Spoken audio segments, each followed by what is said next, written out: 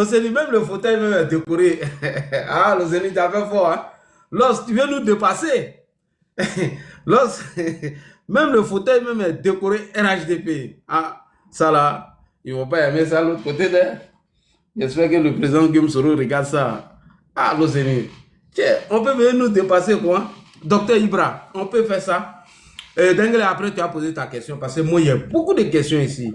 Donc, entre deux, il a posé quelques questions rapides. Non, mais l'Océanie, toi, tu viens nous dépasser. Toi, tu viens prendre la place. C'est pas comment on fait, hein? Ah, ok. Bon, parce qu'on dit que dans une équipe, il y a les techniciens, il y a les pacassins et il y a tout. Donc, il n'y a pas de Oh, ouais. souci. On y va. Voilà, pour aller rapidement sur cette question.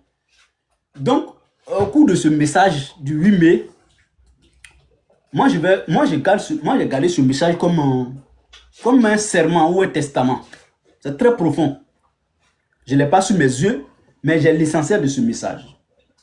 Je vais citer le président Soro qui a dit, et je cite, l'échange qui a lieu entre le président Soro et le président Ouattara. Et M. Soro dit que lui, Là, dit bonsoir. J'ai intercepté un truc là. J'ai un truc là. Là, tu peux applaudir pour la femme de l'Océanie, s'il te plaît. Elle a dit, tu dis Soro, pas président. Ça, j'ai intercepté ça tout de suite là. Bravo pour Madame Doumbia. Là, tu pas demander, pardon.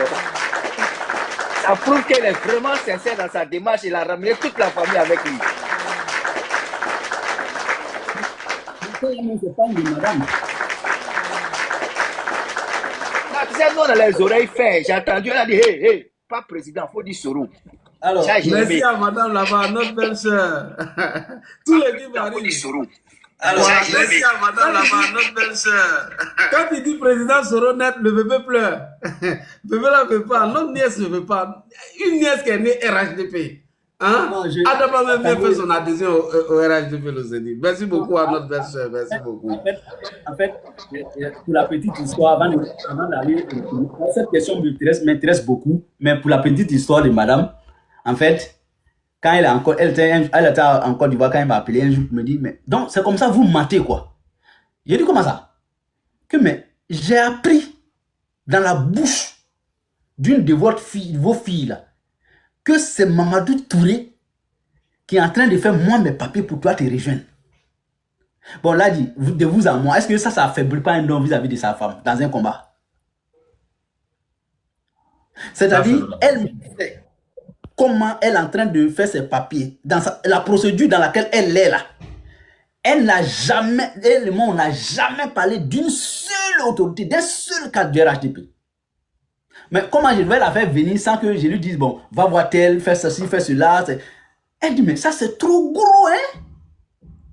Elle a eu mal, mais je lui ai dit, écoute, ton mari a décidé de faire politique. Elle dit, oui, je peux comprendre tes adversaires politiques, mais pas ceux avec qui tu marches, qui peuvent tenir mon image comme ça. Donc, bref, c'était la petite histoire. Donc, quand j'ai pris la décision, le jour même de ma déclaration, elle était assise dans le fauteuil et puis après, on a commencé à pleurer. Bon, enfin, parce que c'était très difficile et très dur. Elle m'a vu tout ce mois de carême. Elle m'a vu et je peux vous je peux vous rassurer que ça a été difficile pour moi. Donc, bref, c'était la parenthèse. Mais je suis un homme. Donc, on peut comprendre bon, moi, je n'écoute pas trop ces trucs-là. Donc, là, dit, M. Soro Guillaume dit, bon, le président Soro Guillaume dit que lui, après son échange, ou ses échanges avec le président Ouattara, qu'il ne peut plus jamais reculer. J'ai dit, ce sont les expressions.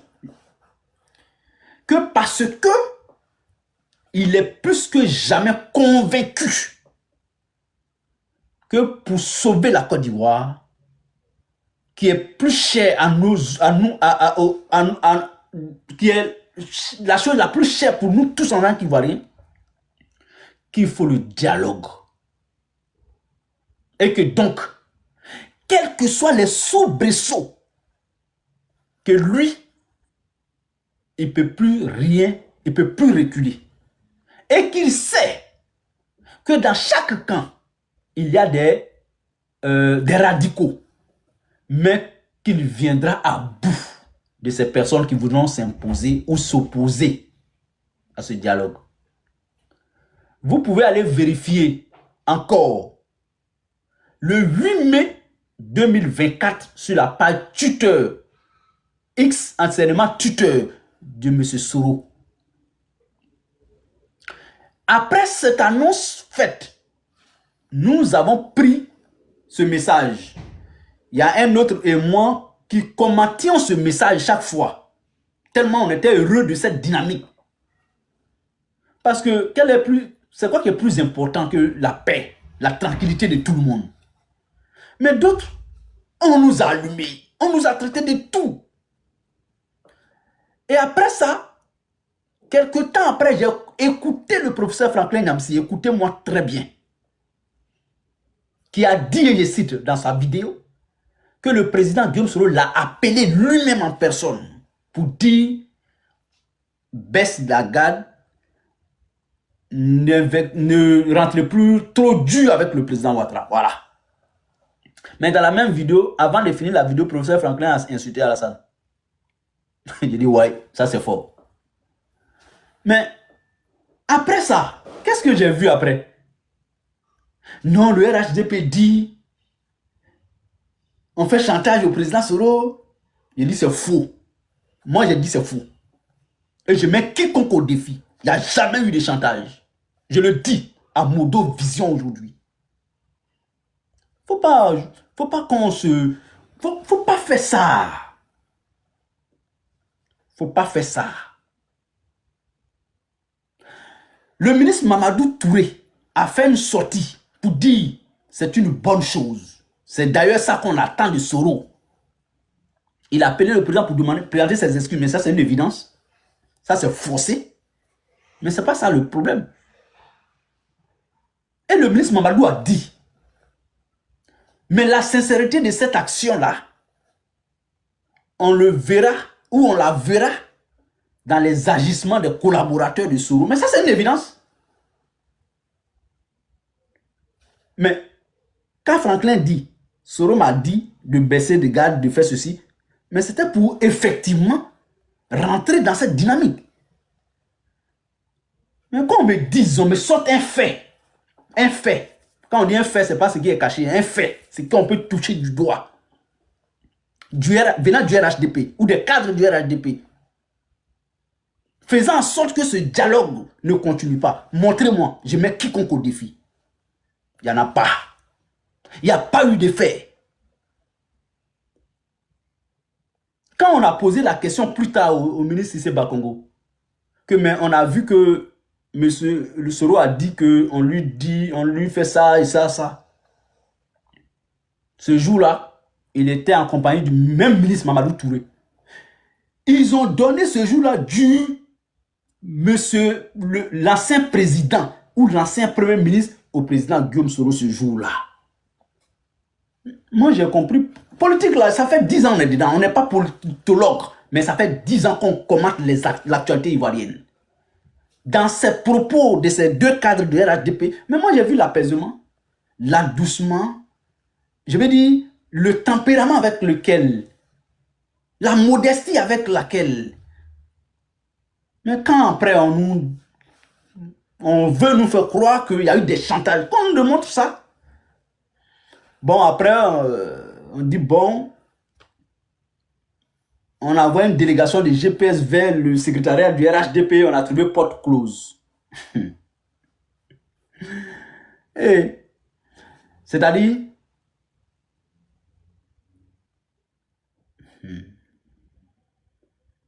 mais ils ne pouvaient pas avoir porte ouverte. Je ne vais pas en dire non, mais ils ne pouvaient pas avoir la porte ouverte.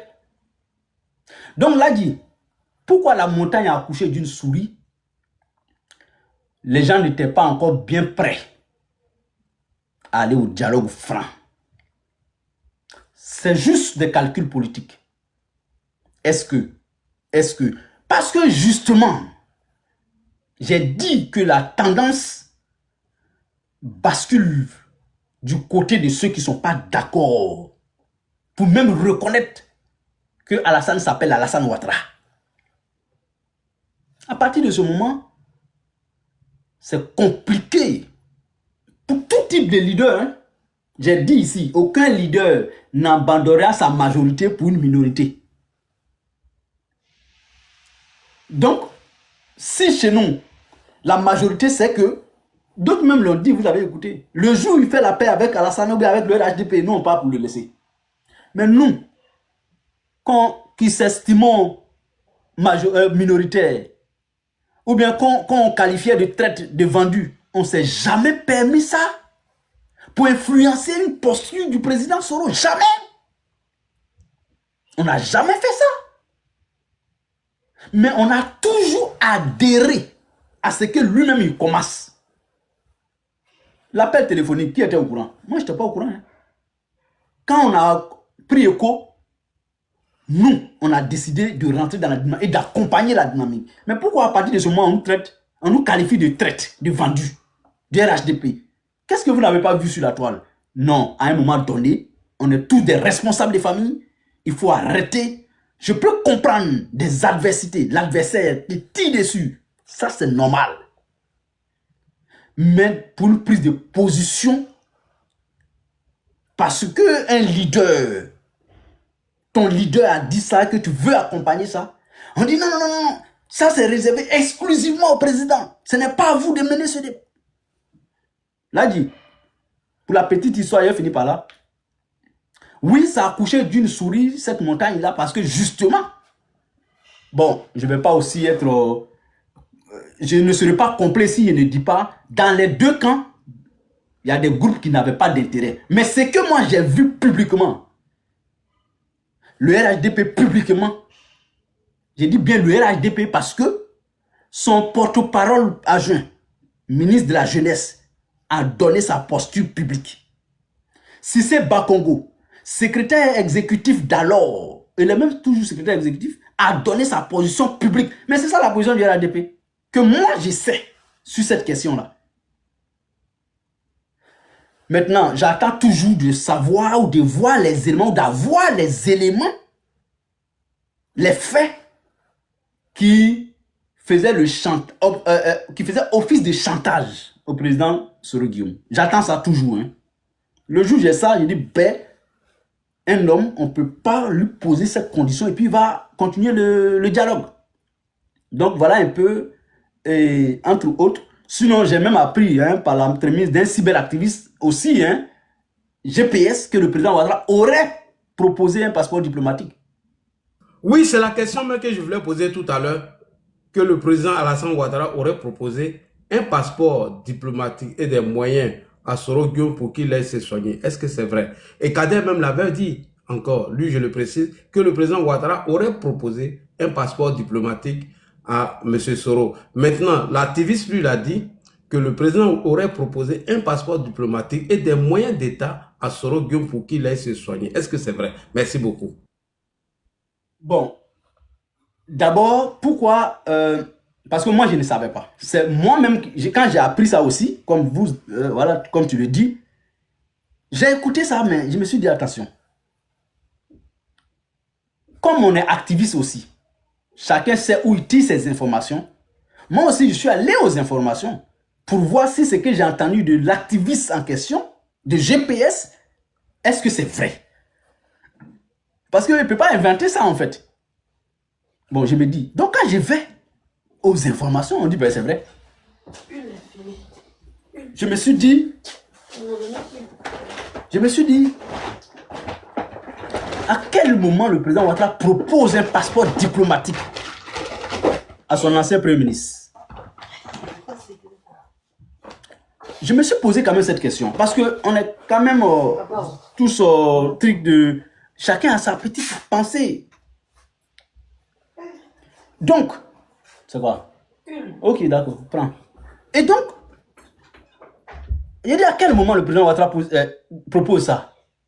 Parce que moi, je sais au moins que quand tu es au Niger pour aller en Côte d'Ivoire, là, on n'a pas besoin de passeport diplomatique. Même pas passeport même. On n'a même pas besoin de passeport. À plus forte raison diplomatique. À plus forte raison sont diplomatiques. Il dit, mais ça veut dire que les échanges étaient tellement cordiaux qu'on arrivait jusqu'à ce niveau alors. Là dit, il y a des choses qu'on ne va pas poser, parce qu'on dit, ce que tu exposes finit par toi-même t'exposer. Moi, ce que je fais aujourd'hui, c'est répondre à une interview que j'ai acceptée volontiers. Voilà. Donc, je ne peux pas aussi me déroger aux questions. Sinon, il y a des choses, moi-même, personnellement, je vais éviter. Mais, quand tu fuis souvent des questions, ça ne fait pas sérieux. Quand déjà tu as 1000 et quelques personnes qui t'écoutent, faut prendre les gens au sérieux. C'est pourquoi je me fais fort de rentrer et de répondre à certaines questions. Mais pour être sincère sur la question, moi, honnêtement, je me suis posé de sérieuses questions. Le président, M. Guillaume Soro est condamné doublement en Côte d'Ivoire. Son mouvement est dissous par décision de justice en Côte d'Ivoire. Malgré ça, le président Ouattara prend un appel. Ils échangent de façon cordiale, qu'on nous informe clair que ça a été vraiment intéressant. Ils se sont même promis de continuer ça. Mais je me suis dit quelque part, il n'y a pas de diable. Mais s'il y a, c'est pas sûr que ce soit le président Ouattara. Il n'y a pas de mauvais entre les deux. Mais s'il y a, ce n'est pas forcément le président Ouattara. Ce n'est pas forcément, j'emploie l'adverbe forcément. Ce n'est pas forcément le président Ouattara. Ce que je vous dis là, c'est pas parce que je suis dans sa chemise, une chemise qui porte son image aujourd'hui. Mais c'est parce que c'est ma réflexion. Là, bon, voici, moi, c'est-à-dire, j'avais pris juste une feuille blanche dans mon tiroir. Regarde, elle est toute blanche. Et puis un stylo juste à côté pour peut-être noter les questions. Mais heureusement que je retiens plus ou moins. Ça veut dire quoi? Tu vas me réveiller dans 10 ans à minuit ou à 2 h du matin pendant que je suis vraiment hors de moi-même. Je vais te dire les mêmes choses parce que c'est vraiment, il faut penser, il faut aller de l'avant dans cette Côte d'Ivoire. On n'a plus le temps de nous prendre pour ce qu'on ne doit pas être en fait. Non, il n'y a pas eu de dialogue ou le dialogue n'a plus continué parce que justement, il y a un camp qui s'est braqué. Il y a d'autres qui ont dit publiquement s'il va, eux ils sont plus avec lui, c'est eux qui ont pris le dessus. Ça c'est ma conception, ça peut ne pas être vrai, ça c'est mon analyse de la situation. Donc voilà ce que je voulais dire entre autres. Permettez-moi, je pose mes 2 dernières questions et l'OCNI va répondre à vos questions, s'il vous plaît. Demain, Non, c'est les 2 dernières questions, pardon, l'OCNI. Je pose ça et puis tu vas répondre. Alors, ça, c'est mes 2 dernières questions, l'OCNI. L'OCNI, on l'a dit tout à l'heure dans notre émission. Voilà, le thème, c'est... Attendez. Oh, toi, tu vas où même? Ah, je salue ma belle-sœur. Pardonnez, laissez-moi poser mes 2 questions. On ne tourne pas en rond. Voilà, on ne tourne pas en rond. Alors, quelles selon toi les réelles raisons, c'est-à-dire les vraies raisons, la séparation entre les 2 hommes? Je veux dire, le président Alassane Ouattara et Guillaume Soro. Pour terminer, ma dernière question, existe-t-il encore une chance pour une réconciliation Ado et Soro? Quels sont les vrais problèmes de leur séparation? Est-ce qu'encore il y a une chance d'une réconciliation entre les deux? Ce sont mes 2 dernières questions et après, on va passer aux internautes. Merci beaucoup, l'OCNI. Mais là, moi, je reprends. Je reprends pour dire, je porte une chemise à l'effigie du RHDP et de son président. Cette interview doit aussi être pour moi une lucane pour que les militants me découvrent suffisamment en profondeur. Et c'est ce qui est très intéressant pour moi, l'a dit. Faut pas, bon, on a passé l'essentiel sur, bon, vraiment, comme je l'ai dit, hein, j'aurai quand même ma petite caméra pour travailler dans ce sens, mais je voulais vraiment, je tenais quand même à ressortir ça. Bon, là, dit, quelles sont les raisons? Bon, vraiment, si je dis autre chose, c'est que je suis un menteur. Ce que nous savons, nous tous, et que vous savez, ce n'est pas secret. Pourquoi moi, je suis venu dire autre chose? Les raisons sont toutes simples. Ou elle est toute simple. C'est que dans les années 2008, ou 2000, combien déjà? 2008, 2009, 2010, avant les élections présidentielles de toute façon de 2010, le président Ouattara aurait eu un entretien à huis clos secret, un entretien secret avec le Premier ministre Guillaume Soro. Au cours de cet entretien-là, le président Ouattara, qui était président du RHDP, candidat aux élections présidentielles, avait promis au Premier ministre Soro sa succession. C'est-à-dire, bats-toi pour que d'abord il soit élu président. Dès que je suis élu, je fais 2 mandats. Et puis, je te donne le parti, je te donne la présidence du parti. Enfin, je te donne tu es le candidat du parti. Voilà, tu seras le candidat du parti pour être mon successeur. Visiblement, les choses, parce que quand le président Ouattara dit, par exemple, et il cite, à la tête durant toutes ces années à la tête de la Côte d'Ivoire, j'ai fini par comprendre que le devoir peut transcender la parole donnée de bonne foi. Fin de citation. J'aime beaucoup cette citation, d'ailleurs, je l'ai martelée. Visiblement, c'est ce que le président Ouattara applique. C'est-à-dire quoi? Ce qu'il avait promis quand il n'était pas encore au pouvoir à Soro Guillaume. Avec le temps passé à la tête du pouvoir, visiblement, il n'allait pas aller encore sur cette lancée. Et le Premier ministre Soro, ayant... Moi, ça fait des heures que je suis là, mais moi, je ne suis pas d'accord que le président Ouattara n'a jamais promis du pouvoir. S'il te plaît, ce n'est pas un débat entre toi et moi. Non, ce n'est pas un débat entre toi et moi. Non, ce que tu viens de dire là. Oui. Attends, il va Le président Ouattara n'a jamais promis le pouvoir à Soro Guillaume. Je viens, ça c'est les propos de Soro. Ce sont les propos de Soro. Ok, il a été répété les propos de Soro. Voilà, c'est ce que je te dis. Même.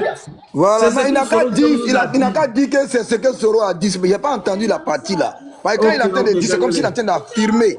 Le président Ouattara n'a jamais promis le pouvoir à Soro. Non, Dengele, il dit selon.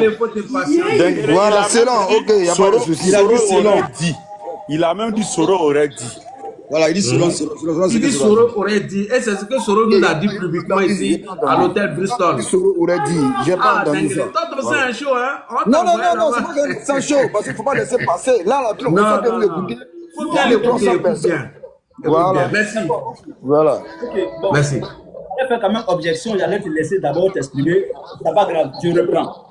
C'est pas grave. Et je d'accorder avec toi que quand il y a une audience, il y a des choses qu'il ne faut pas laisser passer. Effectivement, bon, je reviens pour dire, je n'ai jamais dit, voici ce que le président a dit, le président Ouattara a proposé ou a proposé. Voilà. Mais par contre, j'ai dit que quand Ladi me demande la raison de leur séparation, j'ai dit, elle est publique. Le président Guillaume Soro l'a dit lui-même, nous a informé de ce que le président lui aurait promis sa succession. C'est comme ça que je me suis exprimé. Ça, c'est sa part de vérité. Mais on n'a pas encore la version du président Ouattara. Donc moi, il ne peut pas confirmer ça. Je vais prendre d'abord ce que je sais publiquement. Et l'autre, c'est pourquoi j'ai parlé au conditionnel. Donc, Dengele, voici un peu comment je suis parti. Donc, là dit, si moi je viens dire autre chose, c'est que j'ai inventé, c'est que je n'ai pas de bon fond. Donc, pour l'instant, pour moi, pour l'instant, on va s'en tenir, ou je m'en tiens pour l'instant à ce que le président Guillaume Soro a dit, que lui, il s'est séparé du président Ouattara parce qu'il a senti que la promesse à lui faite par le président Ouattara ne serait pas tenue. Puisqu'il n'est pas parti après 2020, mais c'est avant que le président Ouattara puisse se prononcer sur sa succession que lui, il est parti. Donc, ça veut dire qu'il s'est basé peut-être sur des éléments à sa position pour dire, on dirait que je ne suis plus le choix du président. Donc, est-ce que je dois attendre qu'il voit clair dans son choix ou bien je dois partir avant? Il a choisi d'aller avant. Peut-être même s'il restait, ça allait peut-être changer, pourquoi? Mais il a préféré aller avant. Et j'ai écouté une de ses interviews où il a dit que c'est parce que aussi c'était devenu trop sale entre eux. Donc pour moi, là dit pour résumer la réponse à cette question, la séparation, elle n'est pas forcément idéologique, mais elle est d'un ressenti personnel. Si je m'en tiens à ce que le président Guillaume Soro a dit. Voilà. Et l'autre question c'était... Est-ce qu'il y a une chance encore de se réconcilier entre les deux? Ok. On ne dit jamais, jamais. Ah, c'est tout de suite, j'ai dit ça. On ne dit jamais, jamais. C'est le vœu de tout bon citoyen que les acteurs politiques apaisent leurs différends. Vraiment, je pense que ça, c'est le préalable. Ça, c'est le minimum pour tout bon citoyen doté de bon sens. Et c'est ce que j'ai toujours souhaité. Et je me suis tenu à la disposition d'un dialogue. Et chaque fois qu'il y avait le débat de dialogue, réconciliation, vraiment, je n'avais aucune réserve. D'ailleurs, on était toujours des victimes. Donc, vous conviendrez avec moi que, par principe, c'est mon vœu le plus cher, par principe. Maintenant, il faut noter quelque chose de très intéressant ou de fondamental dans cette question, c'est que la réconciliation, le dialogue entre ces deux hommes ne dépendent plus, même d'eux-mêmes, ne dépendent plus d'un ressenti personnel. Bon, je décide aujourd'hui de dialoguer avec le président Ouattara. Ou bien je décide aujourd'hui de dialoguer avec le président Soro. Dès l'instant, à partir du moment où ces questions-là tombent dans le fait politique, ça sera très très compliqué. Parce que aujourd'hui, 99,99% de cette question-là va tourner autour de la vision, de la projection et du projet politique de ces deux hommes. Donc pour moi, je ne vais pas dire jamais, mais ça ne sera pas évident. Ça ne sera pas impossible, non, je ne dirais pas ça, mais très difficile, voire même improbable. Une réconciliation politique où vraiment on va parler de non, ouais, c'est propre. Vraiment, c'est improbable. Mais il y a une petite réserve pour dire on ne dit jamais, jamais. Donc là, voici de façon pêle-mêle comment je peux répondre à cette question-là. Avant que Dengele pose sa question, un petit commentaire rapidement et puis voilà, si tu veux, tu réponds, si tu veux, tu ne réponds pas. Tout à l'heure, depuis que nous sommes en live, on a vu un post d'un activiste proche de M. Guillaume Kibafori Soro, que tu connais déjà, je n'ai pas besoin de citer son nom. Est-ce qu'il fait référence à notre direct d'aujourd'hui? Voilà ce qu'il dit. Je vais te citer rapidement. Voilà ce qu'il dit. Et il a mis une vidéo. Je peux tourner la caméra dessus hein, si les gens le souhaitent. On va aller rapidement. Qu'est-ce qu'il dit? Oh, tiens. Viens ici, il a dit, puisque j'ai enregistré ici. Il a mis une musique en bas. Voilà. Donc, tiens, il faut arrêter la musique et en bas la champion. Ce n'est pas beau et puis tu mets la musique. Ok, on va aller rapidement sur ces citations. On va aller rapidement sur ces citations. Soloba est fâché aujourd'hui. Voilà. Elle a dit. Ça veut dire si tu veux l'ennemi à battre même. Quand la dit fait quelque chose. Voilà. Il a mis une musique en bas. Chers militants et militantes du RHDP, nous allons tourner la caméra et on va faire lecture ensemble. Voilà. Cet activiste est connu déjà de tous. On fait lecture. Voilà. L'exercice n'est pas du tout facile. L'exercice de la honte. L'exercice de la lâcheté. L'exercice de la trahison. L'exercice de l'humiliation. La bête foire sur scène produit un spectacle ridicule. Le comble du ridicule pour avoir une place au restaurant, on fait référence à toi, il faut se tailler un costume plus grand que soi, avec des titres et fonctions qu'on n'a jamais occupées. Ah, non, mais il y a les imitateurs qu'on n'a jamais occupés. Mentir toute honte but, dénigrer des ex-compagnons, constatant et le président Guillaume Kibafori Soro. Tout ça pour ça. Un exercice scrabeux, réducteur et honteux des sans conviction et des partisans de la facilité politique. La condition sine qua non pour avoir le fond de la marmite, c'est le Soro bashing. Sinon, tu ne sais pas servir. Le nom du président Guillaume Kibafori Soro donne nom et donne à manger au restaurant. Merci, président. Merci, président. On s'en fout royalement des inepties et des ineptes de refouler dans leur crise de gourmet. C'est Guillaume Soro, on connaît.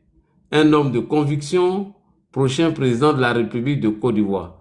Rendez-vous le 8 mai pour l'anniversaire du président Guillaume Kibafori Soro à Paris. Débat politique inclus. Merci beaucoup. Quel commentaire tu fais rapidement? Parce que depuis qu'on est en direct, c'est ce qu'ils ont posté. Et comme je suis le sorotologue, j'ai pu anticiper cela. Quel commentaire fais-tu rapidement avant de passer à Denguele? Merci beaucoup.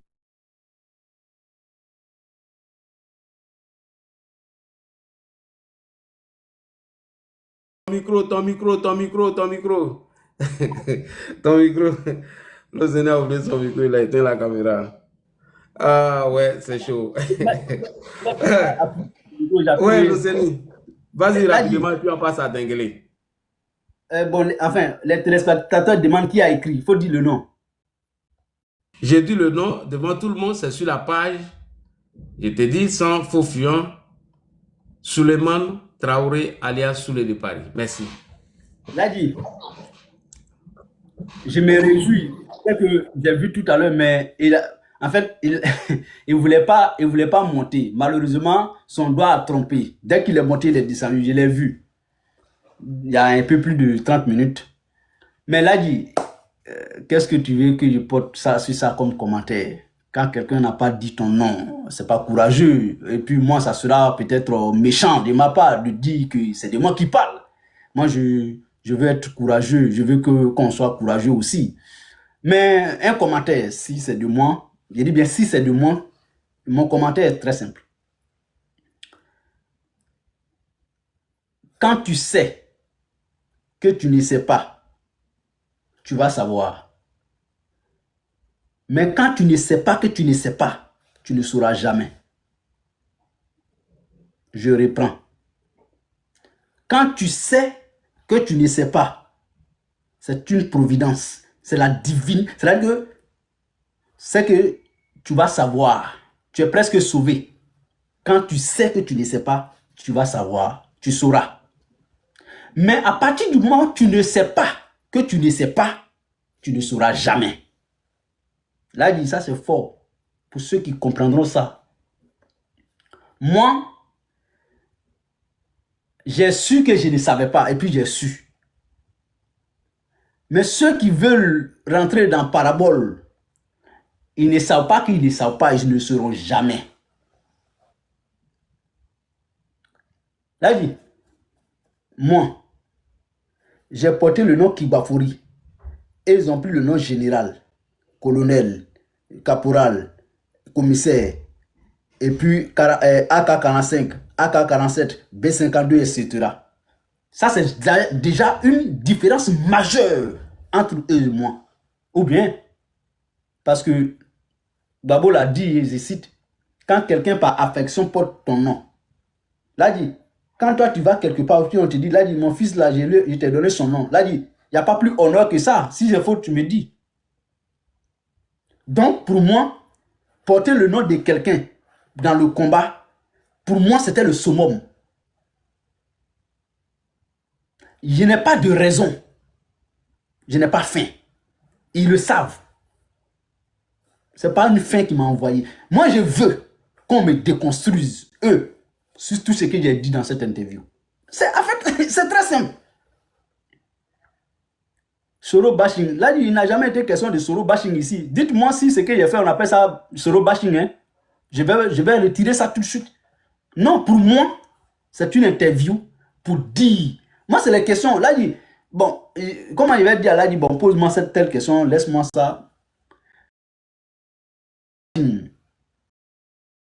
C'est une question, c'est une interview et j'ai décidé de dire, bon, ok, j'accepte et je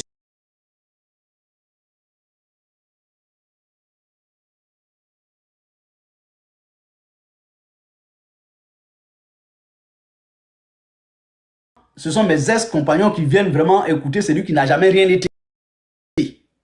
Ça, c'est une satisfaction pour moi. Et les autres, j'invite, c'est pourquoi depuis la G6, que l'ADI me donne le can de m'adresser au moins à mes militants, enfin à nos militants, à nos frères et sœurs militants du RHDP. L'ADI, aujourd'hui où je te parle, je suis à mesure de te dire en modo vision que je sais où je vais. Parce que je sais d'où je viens, politiquement parlant. Non, non, non, non, non. On ne va pas me distraire. Je ne vais jamais sortir quelque chose pour diffamer. D'ailleurs, c'est ce qui m'a toujours caractérisé ailleurs. Ce n'est pas aujourd'hui que je le ferai. Jamais. C'est pourquoi je t'ai dit, dans les demandes, il faut regarder. S'il y a quelqu'un même là-bas qui peut monter, il n'a qu'à monter pour venir me confondre. Alors, donc, je vais fermer cette parenthèse. Il n'y a pas grand commentaire. Pour moi, je suis dans le timing. La cible est atteinte. Et donc, on continue le débat. Merci. Ok, merci beaucoup. On va aller avec les questions de Denguele. J'avais vu Parigo passer en bas. Je voulais prendre sa question, mais il n'a pas fait de demande. Il a préféré organiser un panel. Bon, c'est pas le sujet. Bon. Denguele, on part avec Denguele. Youssou, si tu as tes trucs de va, tu nous fais signe. Non, moi, je voulais juste demander. Denguele, attends, il a fermé mon micro. Vas-y. Vas-y, ferme ton micro. Je voulais juste demander qu'est-ce qu'il y a. Pourquoi le génie, il a suivi Soro Guillaume et pourquoi il le quitte aujourd'hui. Et après, j'aurai d'autres questions. Denguele, bonsoir, comment tu vas? Merci pour la question. Oui, quand tu crois à quelque chose, tu t'investis dans la chose. Elle peut être bonne demain ou mauvaise.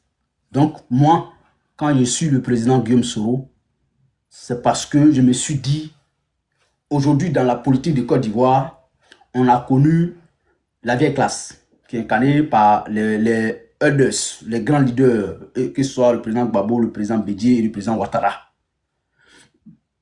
Et donc, évidence pour évidence, à un moment donné de l'histoire de la Côte d'Ivoire, leur page sera tournée. Et visiblement, ceux qui devraient se positionner pour incarner la redynamisation de la lutte politique ivoirienne, le président Guillaume Soro en faisait partie.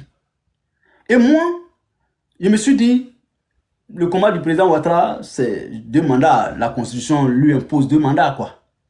Donc, quand ça finit, c'est fini. Il faut penser.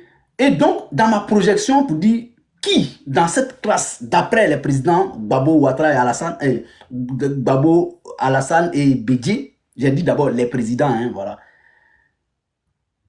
Pour moi, c'était une évidence de suivre le président Guillaume Soro pour avoir connu son passé plus ou moins de leader qui peut vraiment, véritablement incarner un leadership, qui peut fédérer plus ou moins des hommes, voilà, qui peut encadrer, qui s'est déjà illustré dans la gestion de l'État, d'accord, avoir été Premier ministre, président de l'Assemblée. Je me dis, il a un background, il a de véritables expériences pour mener à bien cette lutte d'après les elders, Ouattara et autres, d'accord. Ça, c'est entre autres des raisons pour un jeune à l'époque, voilà, et que j'ai dit, pour avoir été à la tête d'une rébellion, gérer une crise post-électorale, c'est vrai que même s'il y a eu des dérives et tout ça, mais je me suis dit, il va tirer les leçons de tout ça pour repermettre à la Côte d'Ivoire, comme lui, pour avoir vécu ça, pour avoir dirigé, même si ce n'était pas des choses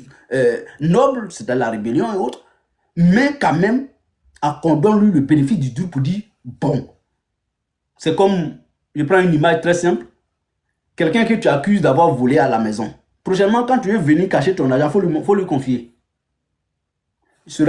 Ton argent, là, il n'y a pas plus de sécurité que ça. Parce que si tu continues de cacher, là, il peut continuer de voler. Donc, pour moi, c'est juste une image. Hein. Pour moi, quelqu'un qui a fait ça en Côte d'Ivoire, et puis après devenir président de l'Assemblée, Premier ministre, en lui donnant la possibilité de gouverner la Côte d'Ivoire, vraiment, je ne trouvais pas mieux leader. Parce qu'un leader, là, ce n'est pas forcément le plus grand diplômé, hein, ou bien le plus grand technocrate, non.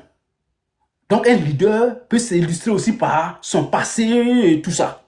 Donc, Denguele, Voici ces éléments, entre autres, il y en a plusieurs peut-être, qui m'ont fait dire, bon, repensons après les ados, voici celui que moi je veux vraiment accompagner pour que quand il est au pouvoir, plus jamais les choses qui se sont passées, parce que le mieux après le président Ouattara, pour la sécurité, pour tout ça, vraiment, ça sera mieux que lui, parce que il a des informations, il est beaucoup utile dans le renseignement, il a touché du doigt les points essentiels de l'État et tout ça. Donc, pour être bref, voilà un peu, entre autres. Maintenant, pourquoi je le quitte aujourd'hui? Quand tu as cru à tout ça, il y a 5 ans, il y a 6 ans, il y a même 10 ans, et que chemin faisant, il y a des choses qui trahissent les éléments que tu avais à ta possession. Il faut commencer à te poser des vraies questions. Et c'est ce que j'ai fait.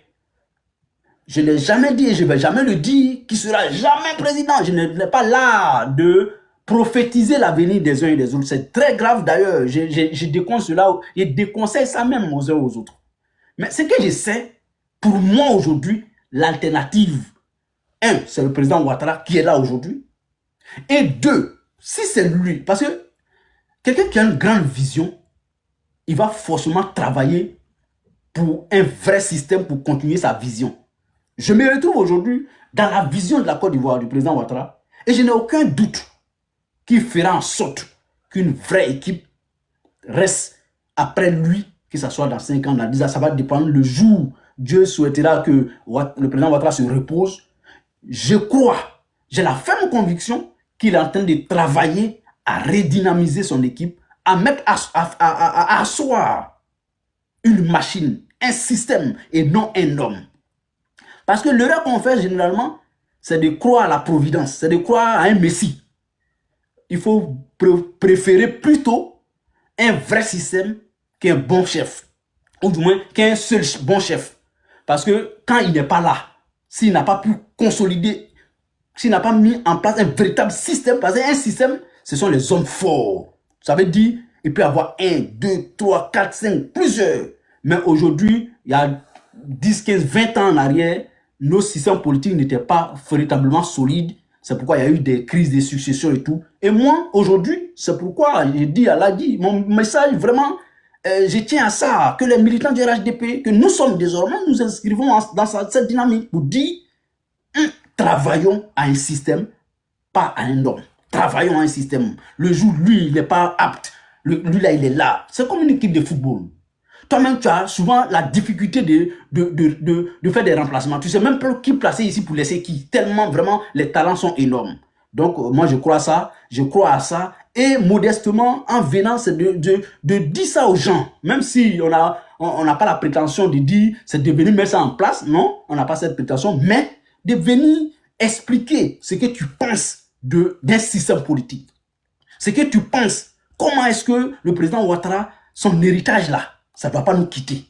Donc, je serai un peu gauche, sinon pas complet, sans pour autant énoncer un fait. Là, il a fini par là sur la question de Denguéré. Souvent, je vois ça et là. Oui, on n'a plus besoin de... Ça ne va pas me complexer par contre. Je disais ça à quelqu'un ce matin. Bien au contraire, il faut dire aux gens qui disent ça leur raison. Parce que si moi, je porte cette chemise aujourd'hui là, c'est parce qu'on parle toujours du RHDP du président Ouattara. Ceux qui ont rendu ça possible, c'est la divinité, c'est Dieu. Mais ce sont vous qui étiez là pour faire barrage à tout. Ça, il faut l'admettre. Et il faut s'inscrire dans cette dynamique. Mais, il faut dire aussi une chose qui est simple et claire. Voyez-vous, un père, un bon père de famille, il va t'inviter chez lui. Si tu arrives à le convaincre pour dire, le jour où tu dis, bon, tu te reposes là, tu n'es pas là. C'est que tu vas laisser à tes enfants. Moi, je suis venu pour te donner des idées. Pour travailler à ce que cela ne quitte jamais ta famille, ta cour. Le vieux là. Entre ce vieux et celui à qui tu vas dire, moi, je suis venu là pour que toi là, tu restes à vie. C'est lui qui lui dit, je suis venu pour travailler à ce que le jour où tu n'es pas là, ton héritage là, on garde ça le plus longtemps possible parce que le pouvoir d'État, c'est ça. Je pense qu'entre ces deux, il va préférer choisir celui qui pense à ses progénitures, à son héritage, à ses enfants. Donc, Moi, je m'inscris désormais dans cette logique de celui qui viendra contribuer à vos côtés, parce que vous avez été des meilleurs militants. C'est pourquoi vous êtes encore au pouvoir. Moi, je suis venu, non pas pour être meilleur, mais pour être bon et vrai militant, pour vous accompagner. Et modestement, je suis prêt, parce que ce que je porte dans mon cœur, c'est aujourd'hui la fierté de porter cette chemise. Et donc, pour ça, là, il n'y a pas de place pour moi. Ma place, c'est où le militant voudra, où le cadre voudra. C'est pourquoi je dis, même quand on est dernier militant du RHDP, pour moi, aujourd'hui, c'est une fierté. D'ailleurs, quand il porte cette chemise, c'était un éclat. Je brille. J'ai vu même tout à l'heure, quelqu'un disait que le Seigneur a bonne mine. Très bien. Donc, je suis très, très heureux aujourd'hui de sortir dans... Ah, il est traite. Il est RHDP. Bon, je suis maintenant RHDP. On va dire quoi d'autre demain? Il est GPS? Ah non, pas du tout.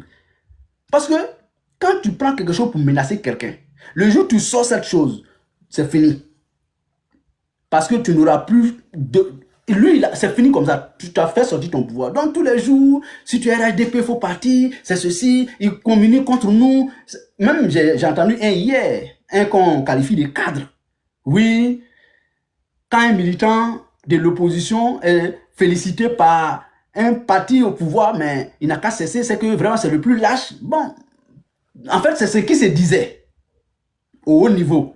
Donc, moi, j'ai fini par prendre mes décisions. Donc, Dengele, vraiment, j'ai été long, mais à des occasions, il faut être souvent long aussi pour que tu puisses mieux te faire comprendre ou mieux faire passer ton message. Donc, voici un peu, Dengele, ce que je voulais dire par rapport à cette question.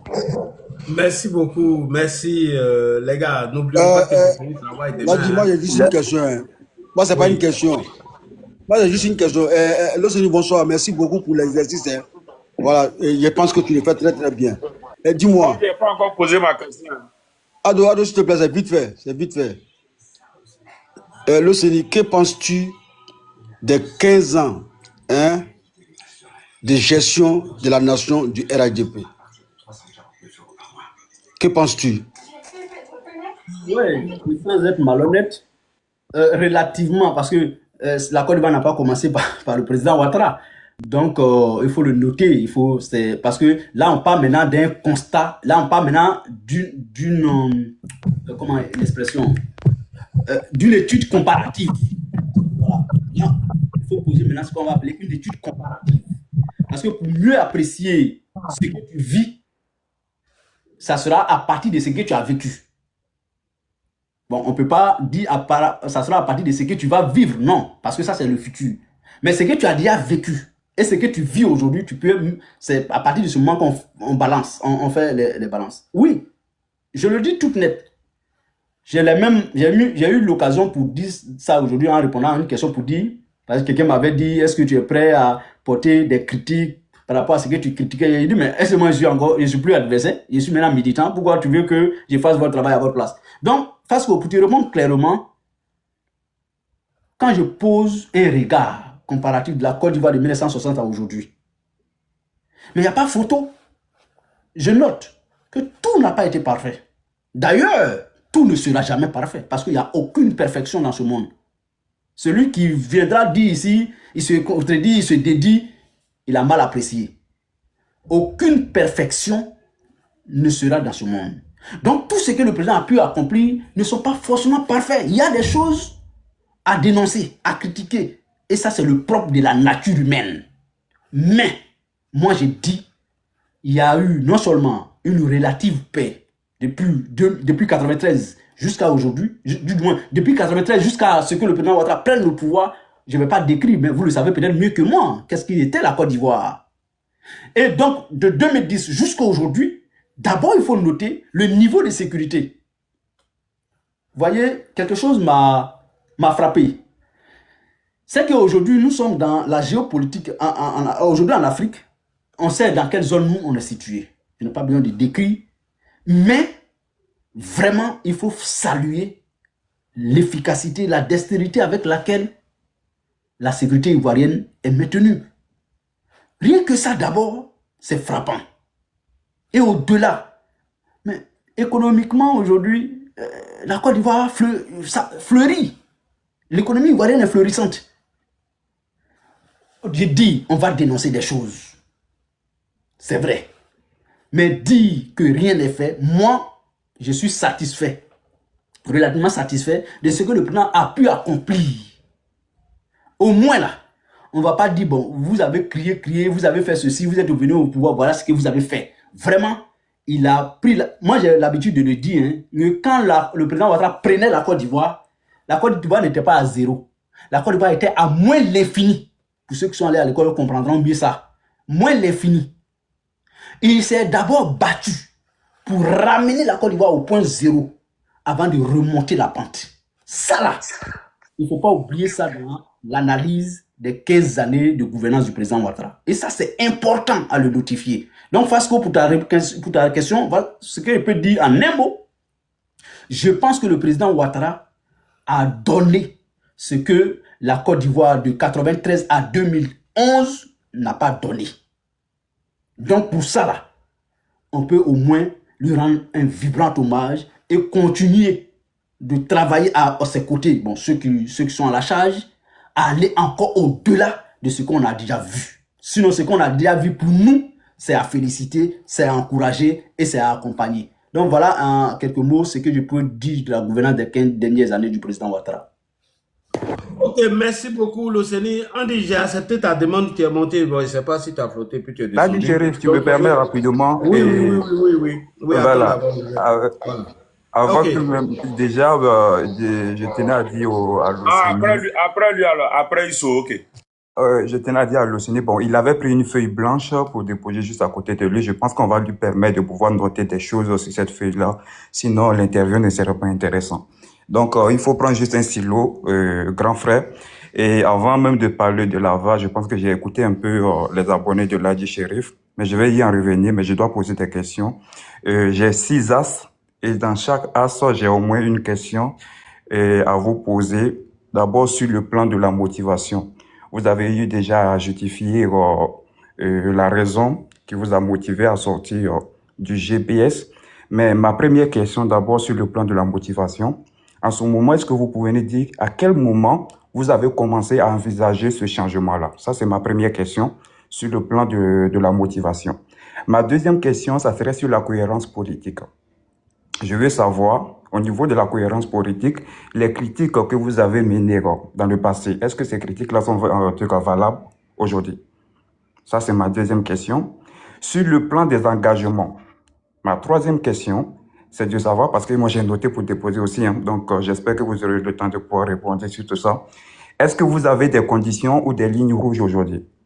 Quand je dis des conditions et des lignes rouges, est-ce que dans ce parti, bon, je vous avais compris, hein, donc je viens. Sur le plan de la confiance, j'aimerais savoir une chose aujourd'hui.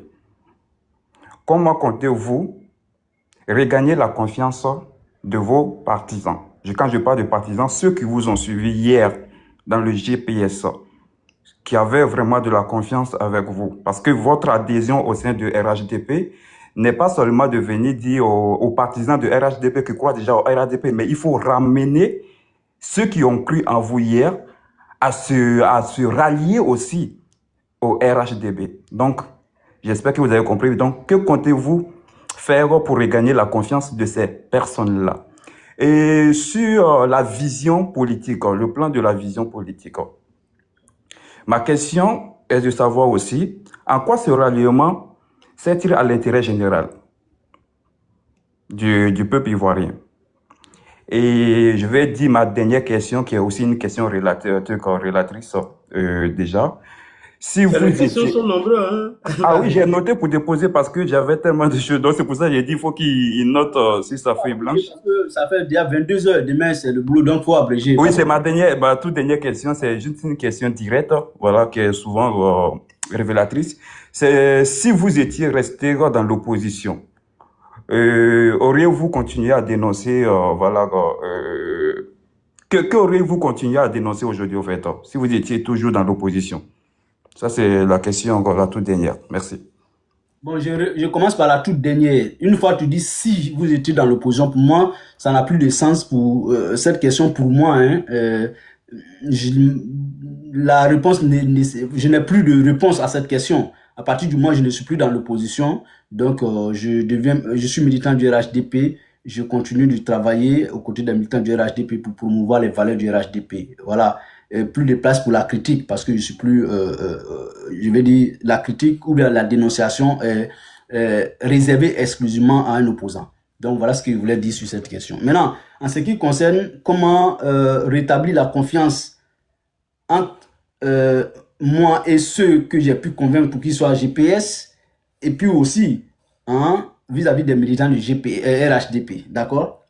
D'abord, de la manière que j'ai fait, et puis j'ai pu convaincre des gens pour devenir GPS là, c'est la même chose je vais faire pour convaincre les gens pour devenir RHDP. Mais ça, c'est trop simpliste comme réponse.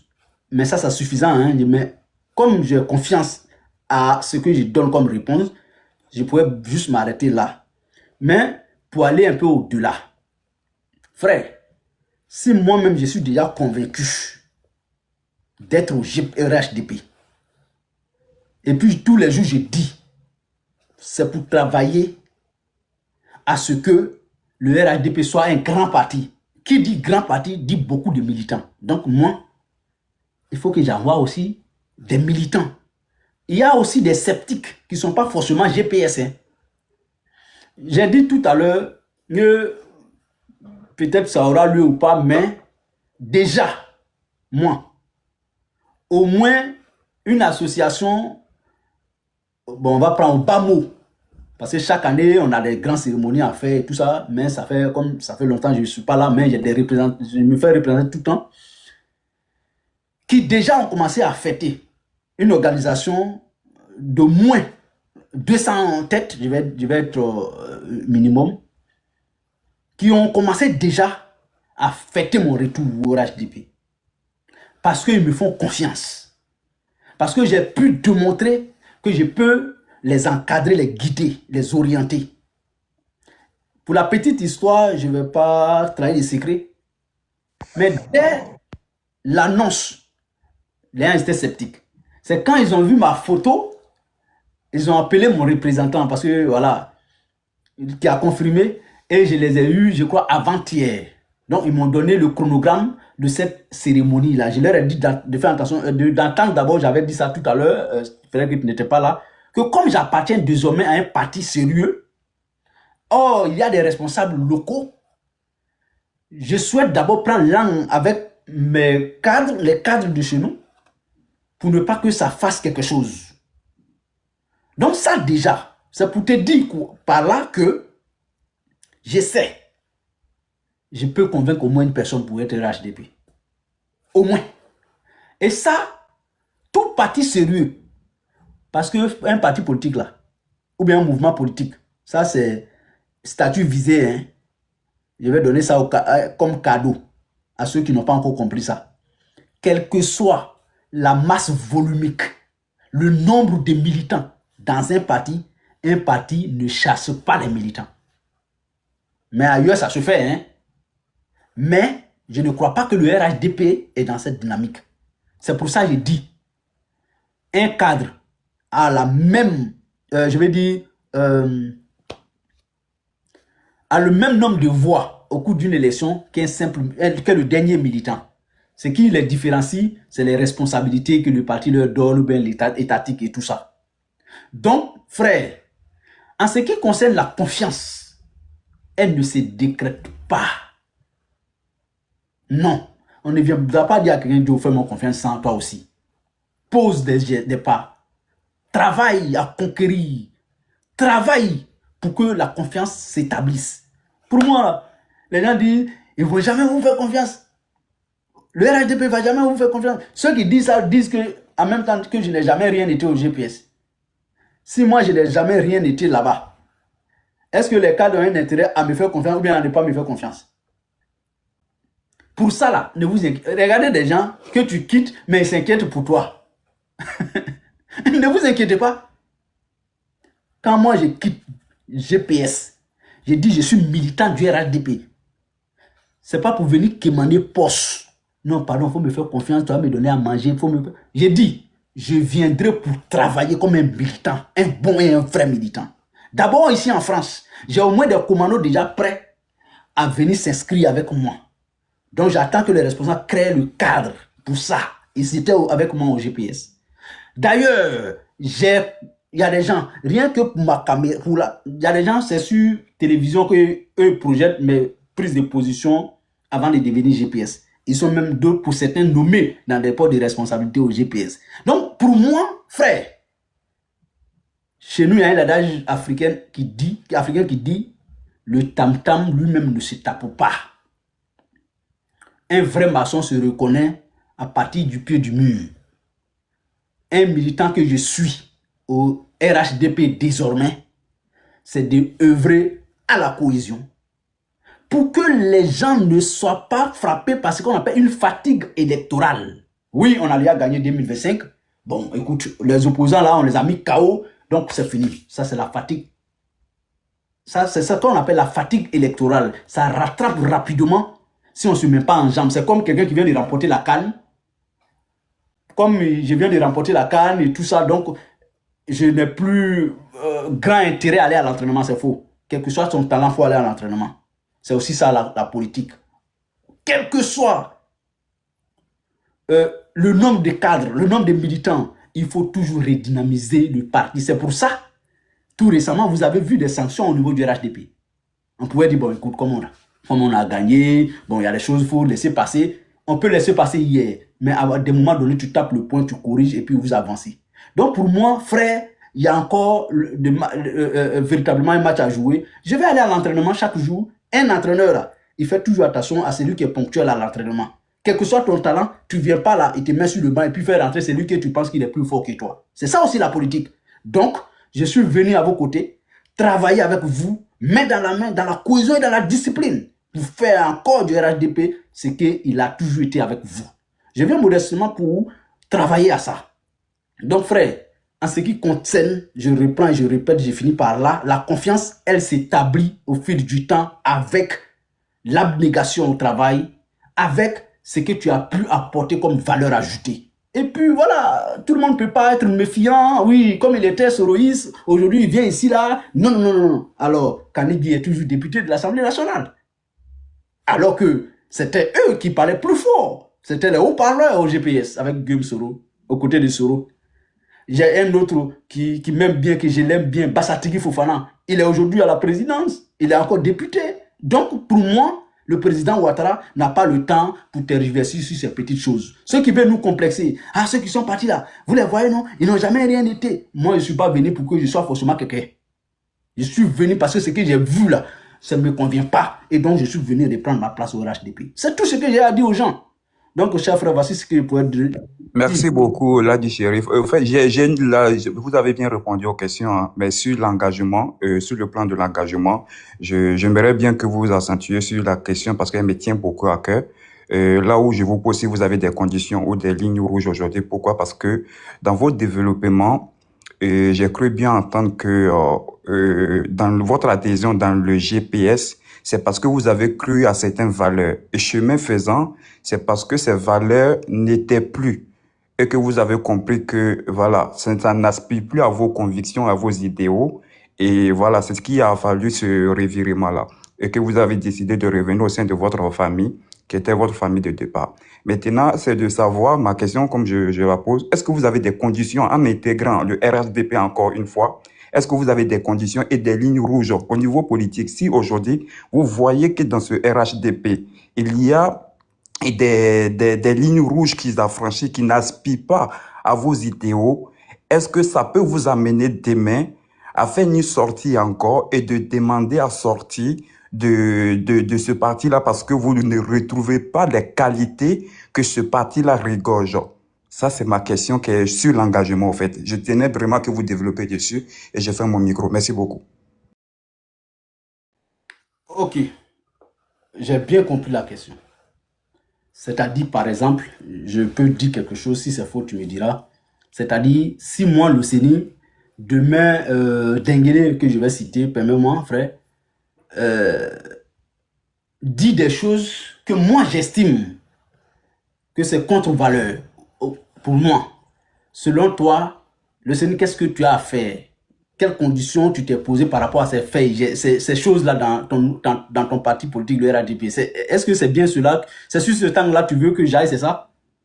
Bon, je pense que si Denguele n'est pas trop représentatif dans le RHDP, je dirais même aujourd'hui, si vous trouvez que le parti... Non, j'ai juste pris un exemple. Oui, oui, exactement, c'est dans ce sens-là, exactement, oui, c'est dans ce sens-là, oui.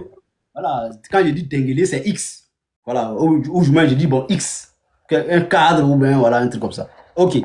Frère, je suis très heureux pour cette question-là. J'ai dit quelque chose un peu plus loin que Nelson Mandela a dit, et je cite. Dans un engagement politique et tout, on ne perd jamais, retiens ça d'abord. Ta pète, c'est ce que tu gagnes comme expérience. Ou bien tu triomphes, tu as la victoire finale. Quand tu n'as pas la victoire finale, toi, il ne faut pas mettre dans ta tête que tu as perdu, quel que soit le temps que tu as mis. Mais pense que tu as tiré des leçons de ton échec. Ou bien, tu as eu des expériences dans ce combat que tu as eu à mener. Personne ne peut dire, toute modestie mise à part, que le CENI n'a rien retenu comme leçon au GPS. Non, jamais. Parce que moi, dans ma petite tête là, je sais ce que j'ai retenu comme leçon politique. Frère, je suis militant désormais. Vrai et bon. Parce que pourquoi j'ai dit, je ne suis pas meilleur militant. Parce que comme vous êtes déjà meilleur militant, c'est pourquoi vous êtes battu pour obtenir le pouvoir. Ou pour garder le pouvoir. Parce qu'on l'a obtenu ensemble, mais vous avez gardé jusqu'à ce que moi je revienne. Il allait gâter ta réponse. Donc la chemise même donne déjà la réponse de ma question. Raison pour laquelle j'ai dit il allait démontrer que j'ai été un bon élève de Ladi Chérif. Voilà. Merci beaucoup. C'est la question. Okay. La réponse. La deuxième question, c'est de savoir est-ce que je suis nécessairement revenu à c'est un micro qui est ouvert.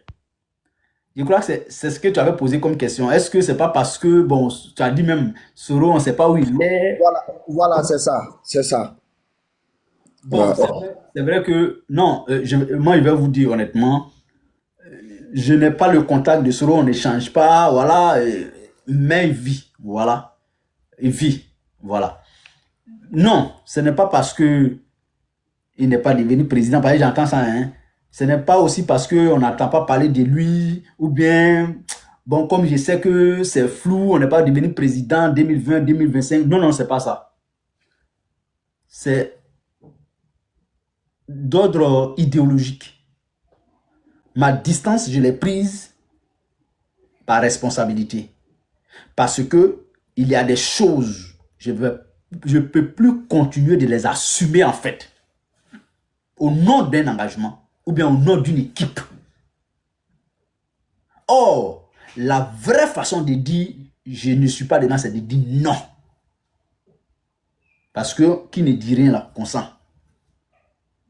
Oui, ça peut prendre le temps que ça vaut, mais le plus important que vous devrez retenir, est-ce qu'il est encore là-bas? Non. Pour moi, c'est ça qui me rend heureux. Pourquoi tu as pris 10 ans, pourquoi tu as pris 5 ans, pourquoi tu es resté longtemps? Pour moi, ça, c'est pas important parce que en politique, il y a un peu de dose de spiritualité. Le divin, Dieu, il a aussi sa main, sa touche qu'il apporte. Ce n'était pas le moment pour moi, peut-être. Il n'était pas encore le temps, le moment. Les faits n'avaient pas encore vraiment été établis. C'est comme un jugement. On ne va pas reprocher à quelqu'un qui est mort aujourd'hui. On peut dire, mais pourquoi il n'a pas entendu hier? Ok, l'Océanie, on a compris, on va aller rapidement, on va aller. Moi, mes questions bouillonnent ici. L'Océanie, sans tourner, comment on appelle le terme même? On ne tourne pas en rond.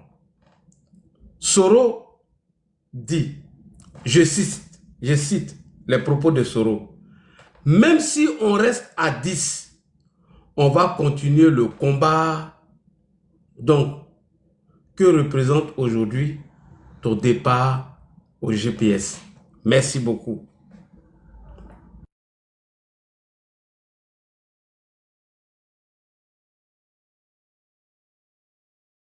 Ton micro. Il y a des questions ici. Ok, d'accord. Là, il faut me dire la vérité. Parce que ça, avant de te répondre, il faut me dire la vérité. Toi, c'est depuis combien de temps tu as préparé le... Parce que moi, ce matin-là, tu m'as informé. Je sais que tu m'avais dit que tu vas avoir un temps où tu vas m'interroger. Oui. Mais ce matin-là, tu dis est-ce qu'on peut faire aujourd'hui? J'ai dit ok. Toi, tes questions, c'est depuis quand tu les as. Mais sur le zénotologue, il faut que je prépare ma question comme ça. C'est ça, l'OCD. Ok, donc, faut être sérieux, faut être sérieux. À 10, oui, effectivement, ça. Mais là, je vous dis tout net, c'est un slogan politique. C'est juste un slogan. Sinon, on peut gagner effectivement un combat à 10. Mais ce n'est pas un combat politique.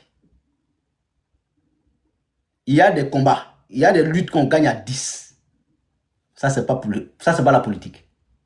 Ça, c'est pas devenir président de la République d'un pays comme la Côte d'Ivoire qu'on peut faire un combat à 10. C'est pourquoi je dis que c'est juste un slogan pour contenir et maintenir ceux qui seront demain amenés à réfléchir et à partir. Ah, le leader a dit si on reste 10, même si on reste 10, on va continuer le combat. Oui, on peut continuer un combat à 10, mais on ne peut pas gagner un combat à 10. C'est pourquoi j'ai dit que c'est un slogan. Il n'a même pas dit on va gagner, même si on reste 10. Il dit on va continuer. Mais là, il dit, on peut continuer un combat même quand on est seul. On est au moins d'accord. Donc, c'est un slogan pour, vous savez, bon, écoutez, c'est un slogan pour maintenir les gens qui veulent partir. Ah, Joe, le leader, il sait pourquoi quand il dit, même si on est 10, donc je vais être bref. Là, maintenant, le deuxième volet, que représente mon départ? Ça m'a fait rire parce que j'ai constaté que mes ex-compagnons n'ont jamais digéré le fait que les gens me présentent comme cadre de GPS. Il n'était rien. Voilà, il n'était rien, c'est ceci, c'est là. D'autres même sur Facebook disent, bon, tu es parti au RHDP là avec combien de personnes? Là, dit, moi, j'ai un ancrage. C'est avec modestie que je vais m'exprimer sur cette question. Il y a plus de... Ça, pour ne pas aller loin, ça, c'est même pas mon village d'Ibrosso, mais j'ai des commandos. Parce que moi, pour ceux qui ne savent pas, j'ai fait 6e, 5e, 4e à Séguéla, dans mon quartier. J'ai des commandos, plus de 300, qui voulaient fêter mon retour RHDP. C'est moi qui leur ai dit, non, attendons, j'ai le temps pour moi de prendre langue avec mes responsables RHDP de la région, pour ne pas que ça fasse peut-être, parce qu'on est en politique, il y a des choses que toi tu penses que c'est rien, mais ça peut compter, tu vois. Les gens peuvent interpréter à leur façon, alors que toi peut-être, les gens, de façon spontanée, ils ont déjà mis leur gaz. Je dis pardonnez, parce que nous sommes en politique. Donc voilà. Que représente, donc c'était la question, que représente mon départ? Pour moi, même le plus grand parti politique qui a déjà enregistré plus de 100 millions de militants voudra encore toujours un militant dans ses rangs. Un. J'ai dit, un parti politique sérieux, même quand il a des millions de militants déjà enregistrés, connus, certifiés, va fêter. Quand il dit va fêter, ils ne vont pas prendre fanfare. Va souhaiter avoir encore des citoyens dans son rang. Si ça est vrai, selon toi donc, est-ce qu'un mouvement, parce que le GPS est encore un mouvement politique et non un parti politique, je voulais préciser, est-ce qu'un mouvement politique, parce qu'un militant, même insignifiant, quitte son rang, devrait dire que c'est un non-événement? Quand on connaît le sens de la politique, quand on connaît le sens de la majorité, quand on connaît le sens de la démocratie, jamais vous ne verrez un militant sérieux dire que lui là, il ne représentait rien, oh c'est un non-événement. Le dire déjà, c'est la preuve que ça a été su. Parce qu'un militant qui n'est rien, quand il part là, on ne fait pas interview. Quand il dit, là, il dit, on est à 1400 personnes. Il y a des chaînes télé qui ne font pas ça. Ils laissent ça. Quand un militant, son départ est un non-événement, on ne s'intéresse pas à ça. Mais j'ai fait le tour des réseaux sociaux. Bon, beaucoup n'ont pas encore trop le courage de franchir le pas. Ils savent ce que je représentais au GPS. Avec beaucoup de modestie. Hein. Toute modestie mise à part. Bon, voyons. Je vais finir par là. Voyons. Estimons que je ne représentais rien. Tous ceux qui sont partis là disent, c'est la même chose. Oh, ils ne représentaient rien. Bon, qui représente alors quelque chose au GPS? Si tous ceux qui sont partis n'ont jamais rien été, qui est quelque chose? Question. Donc, le CENI connaît sa masse volumique. Par mon entremise, les gens m'ont écouté. Ils m'ont témoigné leur adhésion au GPS parce qu'ils m'ont écouté. Et ça, j'ai cette possibilité d'en faire autant au RHDP. C'est pourquoi il dit, les militants, on va travailler ensemble. Donc là, voici ce que je voulais dire sur cette question. Ok, moi je vais aller rapidement avant que Denguele prenne la parole. L'OCENI, notre émission, on ne tourne pas en rond. L'OCENI, on t'a vu plusieurs fois et publiquement condamner certains comportements de tes ex-compagnons. Je prends un exemple sur l'affaire des 49 soldats, la maladie du Premier ministre Amadou Bon Coulibaly et plein d'événements.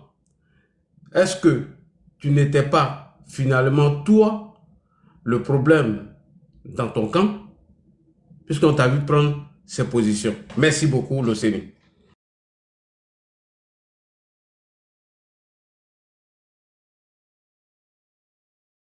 Oublie son micro. Merci. J'avoue aussi que je ne vais pas passer mon temps à me victimiser aussi. Hein. Ah non, c'est moi qui faisais ça, tout ce qui est bon. Non. Dans une équipe, aucun leader politique n'abandonnera la posture de la majorité pour s'accrocher à la posture de la minorité parce que c'est la bonne posture. Moi, j'ai compris. J'ai compris ça. Je vais vous illustrer. Donc, honnêtement, je ne vais pas aussi me faire passer tout le temps comme la victime. Dans une équipe, à partir du moment où tu as compris que la communication que toi, tu n'aimes pas fait l'affaire de la majorité, c'est que c'est toi qui deviens le problème. Là, dit, c'est tout ça mis ensemble. J'ai pris ma décision quand j'ai fini de mettre tout ensemble pour dire le Sénégal, attention. Il ne faut pas penser que ce sont les autres qui jouent contre l'équipe. Parce que j'ai entendu. Ils jouent à contre-courant. Donc, je me suis dit, oh, d'accord. Le courant, alors, c'est de faire ce que les autres, ce que je dénonce là. Il ne faut pas dénoncer. À défaut d'avoir fait, à défaut de faire, il ne faut pas dénoncer. C'est-à-dire, si j'ai fait ça, j'allais être comme ceux qui ont des milliers, des millions de vues et d'abonnés. Et j'allais être dans la majorité. Or, j'ai dit, tout leader politique, ça c'est pas propre à Guillaume Soro, va s'accrocher, va regarder la tendance. Or, la tendance, il faut l'avouer, la balance pesait lourd du côté de ceux que moi je dénonçais souvent leur agissement. Il faut être sincère. Donc, moi je comprends aisément qu'un leader, même s'il ne t'a pas désavoué, mais c'est eux qui font le job. Je vais vous donner un exemple tout simple. Quand le président Guillaume Soro va au Ghana, hein, c'est ça, non? Je ne sais pas que je ne dis pas n'importe quoi. Hein. Non, bon, ok.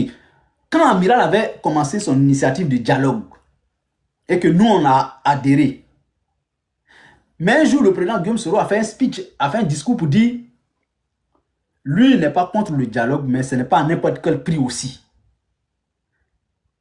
Ce jour-là, je suis sorti pour dire, bon, moi, affaire de dialogue, là, c'est fini ici. Parce que le leader pour lequel nous nous battons, on ne peut pas être plus royaliste que le roi. Je suis soroïste, mais je ne suis pas Soro.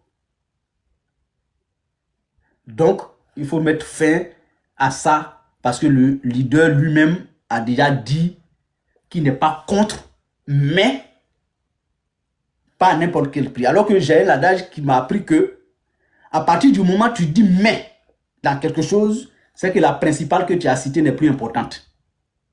Donc ce qui est important maintenant, c'est ce qui vient après mais.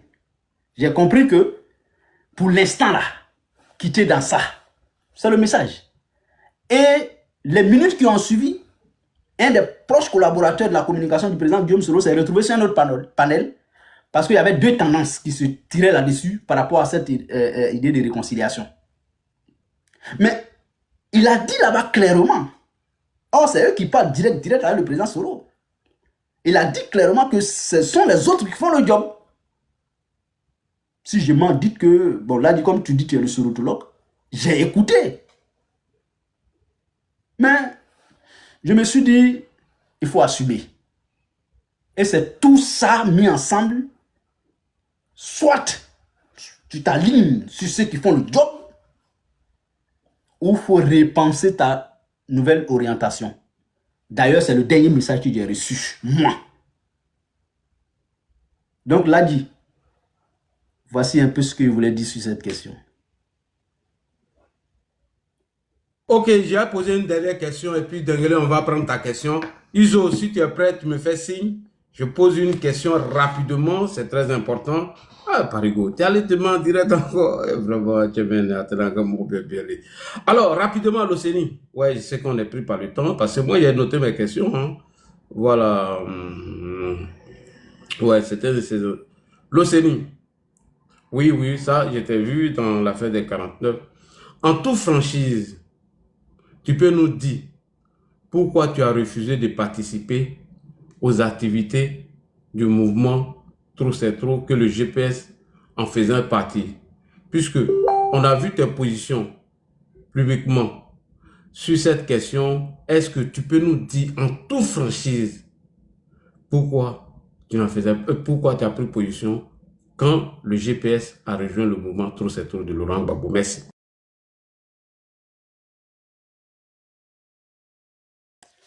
Bon, vraiment, comme j'avais déjà donné ma parole que j'étais prêt à répondre à toutes les questions, je voulais qu'on aille un peu dans le sens de pourquoi tu es arrivé au RHDP, plus que... Parce que quand tu ressasses un peu où tu es quitté, les gens vont penser que un peu de gourmet. Non. Donc, ben, comme c'est pas mon panel, je suis un invité, je me soumets. Il n'y a pas de souci. Non. Là, dit, moi-même, j'ai dit qu'après les élections présidentielles, j'allais m'exprimer. Vraiment, comme toi, je sais que les matins, les vidéos que matin, je faisais souvent, toi, tu t'accaparais beaucoup comme tu es le sorotologue, tu t'es donné tous les moyens. Quelqu'un même dit que c'était ça sa question. Là, dit, tu vois, Dieu est mon seul témoin.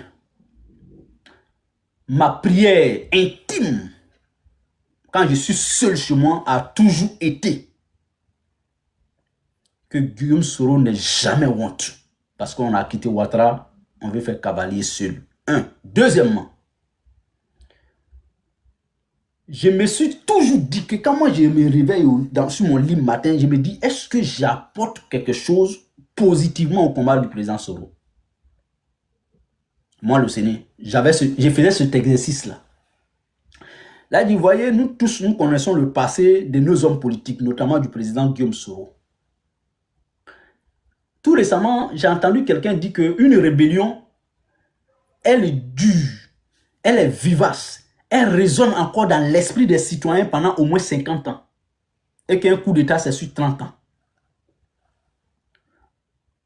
Ça fait 24 ans qu'il y a eu la rébellion en Côte d'Ivoire. Donc, on n'a même pas encore franchi la moitié des 50 ans. Ça veut dire quoi? Que les Ivoiriens se souviendront le plus longtemps possible de la rébellion et de tout ce qui a entouré cette rébellion. Ça, c'est info notée. Deuxièmement,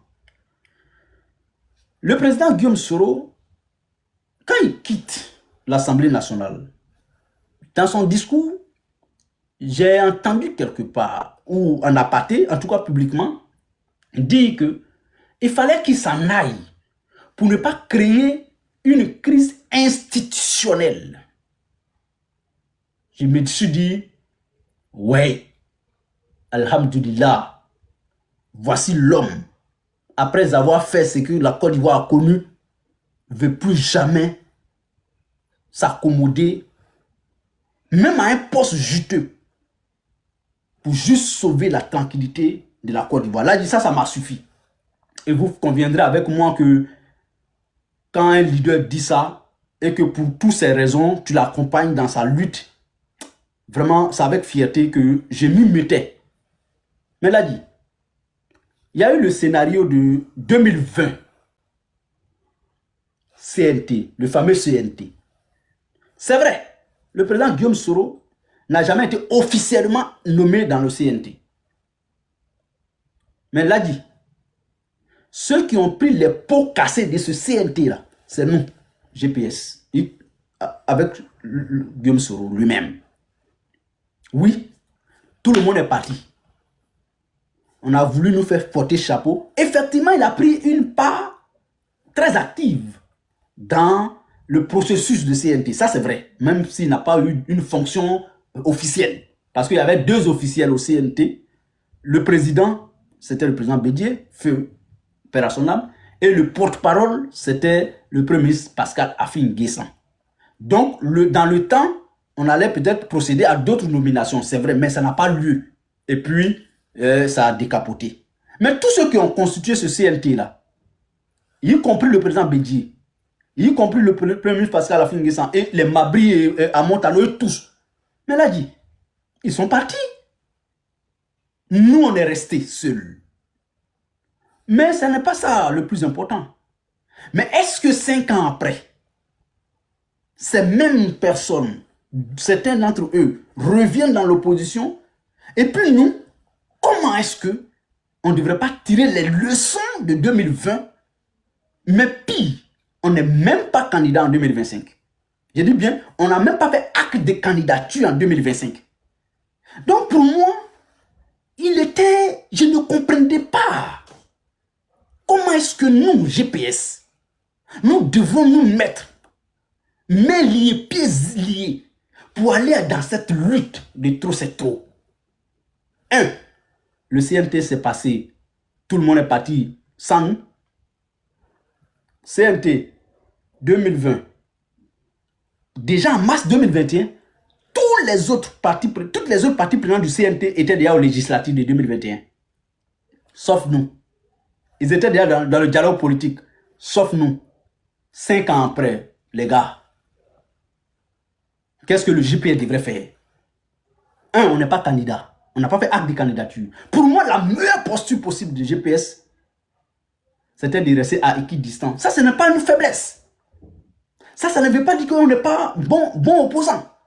Mais c'est la posture de la raison, de la rationalité, de la logique politique. Quand moi j'ai fait toutes ces analyses, j'ai dit, bon, franchement, cette fois-ci-là, il n'y a pas de problème. L'appel du président de GPS aux militants de GPS ne me concernait pas à partir de ce moment. À partir du moment où j'arrive à cette analyse, j'ai dit non. Je suis militant de GPS. Mais cette fois-ci, vraiment, je ne peux pas aller dans une activité. Et je n'ai participé à aucune activité pour être conforme envers moi-même. Quand on aime un homme, que tu veux te battre pour qu'il ait la peau neuve ou une peau neuve. Vous comprenez ce langage, bien sûr. Mais cette attitude, pour moi, c'était logique. Pourquoi c'est nous devons être toujours où on fait la bagarre? Pourquoi il dit ça? Parce que Babo l'a dit. Et j'ai un poste sur lequel un de mes compagnons, ex-compagnons, m'a insulté. Parce que j'ai fait un poste, et je cite, mon père biologique ne m'a jamais appelé à aller faire une bagarre. Ce n'est pas le père de quelqu'un d'autre qui m'invitera à une bagarre. Ce n'est pas un gars qui m'a attaqué. Hein. s'il vous plaît, ce n'est pas un gars qui m'a attaqué. Un compagnon de GPS. C'est eux qui rentrent dans les inbox des cadres de GPS. Pour dire voici ce que le Zénith fait, voici ce qu'il dit.